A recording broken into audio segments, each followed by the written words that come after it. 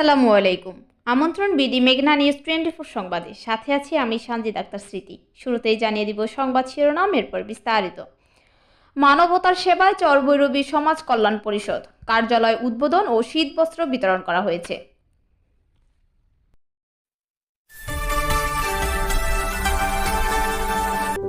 BD মেঘনা news 24। শুনছিলেন সংবাদ শিরোনাম, এবারে বিস্তারিত। হাড় কাঁপানো শীতে আর্ত মানবতার সেবায় এগিয়ে এলো চরভৈরবী সমাজ কল্যাণ পরিষদ। চাঁদপুরের হাইমচর উপজেলার চরভৈরবী উচ্চ বিদ্যালয় সংলগ্ন এলাকায় এক আড়ম্বরপূর্ণ অনুষ্ঠানের মাধ্যমে সংগঠনের নিজস্ব কার্যালয় উদ্বোধন, অসহায়দের মাঝে শীতবস্ত্র বিতরণ ও নগদ অর্থ সহায়তা প্রদান করা হয়েছে।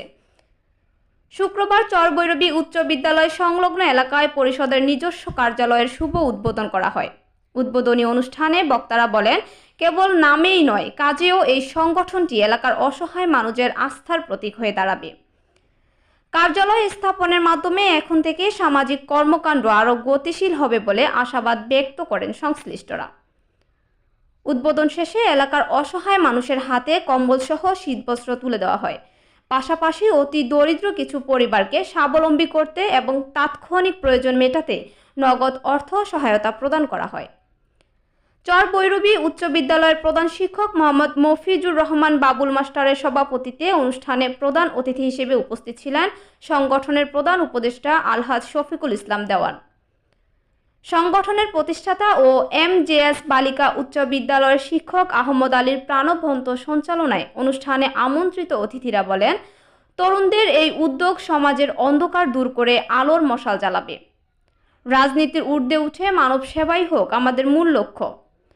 পবিত্র কোরআন তেলাওয়াতের মাধ্যমে শুরু হওয়া এই অনুষ্ঠানে বিশেষ অতিথি হিসেবে বক্তব্য রাখেন চরভৈরবী ইউনিয়ন বিএনপির সভাপতি মাহবুব আলম জিতু হাওলাদার, এমজেএস বালিকা উচ্চ বিদ্যালয়ের সহকারী প্রধান শিক্ষক মাওলানা আলমগীর হোসেন, চরভৈরবী ইউনিয়ন জামায়াতে ইসলামীর আমির হাফেজ আব্দুল মান্নান, চরভৈরবী ইউনিয়ন বিএনপির সাধারণ সম্পাদক কাজী আনোয়ার হোসেন বুট্টু।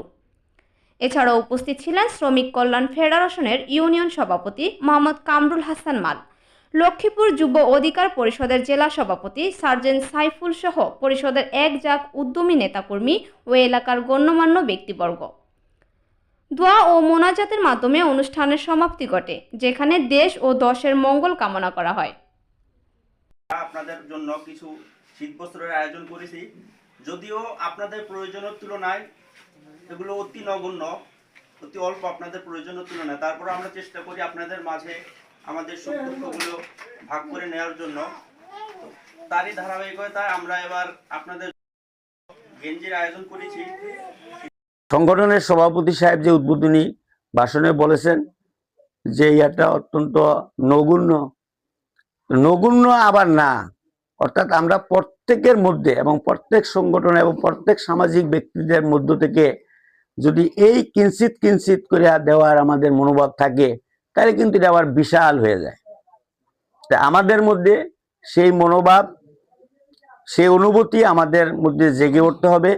বস্ত্র বিতরণ করছেন তাদেরকে আমি, এবং নগদ অর্থ প্রদান করছেন তাদেরকে আমি আমার অন্তরের অন্তঃস্থল থেকে ধন্যবাদ জ্ঞাপন করছি। এবং দুনিয়াবাসীর প্রতি যদি সহায় হও তাইলে আল্লাহ তোমাদের প্রতি রহম করবে। আমাদের সমাজে কিছু আর্তকৃত লোক আছে, এই শীতে যারা কষ্ট পায়, শীত বস্ত্রের আমরা যে গ্রহণ করছি, আমাদের সাথে তোমরা সকলে শরীক হও।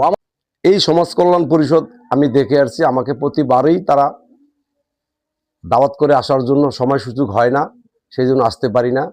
কিন্তু আমি দূর থেকে হলেও দেখি তাদের যে কর্মকাণ্ড, সেটা মানে আমাদের চরবুরির জন্য একটা নজির। তারা সব সময় বন্যার্তদের মাঝে, কুরবানি যাদের সমর্থনে তাদের মাঝে, যাদের শীতের করার সমর্থনে তাদের মাঝে কম্বল বিতরণ, যাদের বস্ত্র নেই তাদের মধ্যে কাপড় বিতরণ, সব সময় দেখে আসছি তারা সমাজের একদম ছিন্নমূল মানুষের জন্য যেভাবে কাজ করে আসছেন। আমরা যারা রাজনীতি করি, আমাদেরকে আসলেই তারা বুঝিয়ে দিচ্ছে যে এইভাবেই কাজ করা উচিত। এই গন্ডামারা বা হামচর এর মাঝে চরবৈরবী একটা নদী শিকুষ্টি এলাকা, যে এলাকাটা যে নদী শিকুষ্টির হওয়ার কারণে যে আমাদের শিক্ষার মান অর্থনৈতিক মান সবকিছু মিলিয়ে খুব নিম্নমানের সিচুয়েশনে আছে।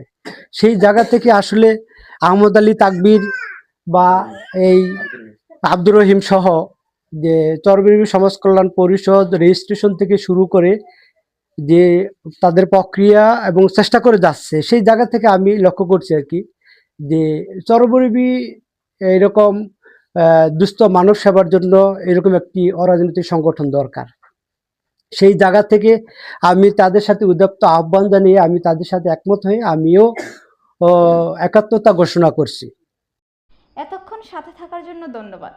আমাদের বিডি মেঘনা নিউজ 24 ইউটিউব চ্যানেলটি সাবস্ক্রাইব করুন এবং পেজটি লাইক, কমেন্ট, শেয়ার করে সবাইকে দেখার সুযোগ করে দিন। সবাইকে আবারও শুভেচ্ছা জানিয়ে বিদায় নিচ্ছি আমি সানজিদ আক্তার স্মৃতি। আল্লাহ হাফেজ।